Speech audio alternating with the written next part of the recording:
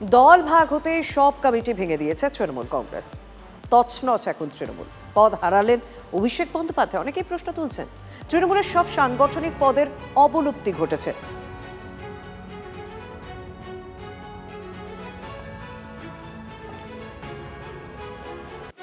সমস্ত কমিটি ভেঙে দেওয়া হলো আজ তৃণমূল কংগ্রেসের।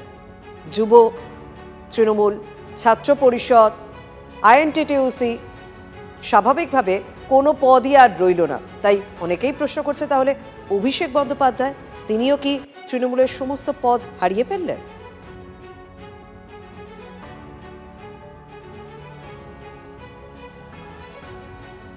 সিপিআইএম এর ক্ষেত্রে যেমন ছবি দেখি, মতাদর্শ ভিত্তিক দল, তাদের দল আসন না পেলেও মানুষগুলো আছেন, তাদের একটা রাজনীতি আছে। বিজেপির ক্ষেত্রেও এই একই কথা সত্যি, মতাদর্শ ভিত্তিক দল। তৃণমূল কংগ্রেস তো কয়েকটি মানুষের নিজস্ব ইন্টারেস্টে এবং অন্য কোনো দলকে ধ্বংস করার জন্য সৃষ্টি, ফলে তার পারপাসটা তো সার্ভ হয়ে গেছে। সুতরাং তৃণমূল কংগ্রেসের লোকজন এখন অন্য দল করার কথা ভাবছেন এবং অন্য নেতৃত্বের কথা ভাবছেন। এই পরিস্থিতিতে আপাতত কমিটি থেকে কি হবে যদি মানুষ না থাকে? আমার মনে হয় এত গোলমালের মধ্যে তৃণমূল এইটি একটি সঠিক সিদ্ধান্ত নিয়েছে যে তাদের কোন কমিটি এই মুহূর্তে এক্সিস্ট করে না। মানে বাংলার দুয়ারে তো মহারাষ্ট্র চলে এসেছে, শিন্ডে চলে এসেছে, শরদ পাওয়ার চলে এসেছে।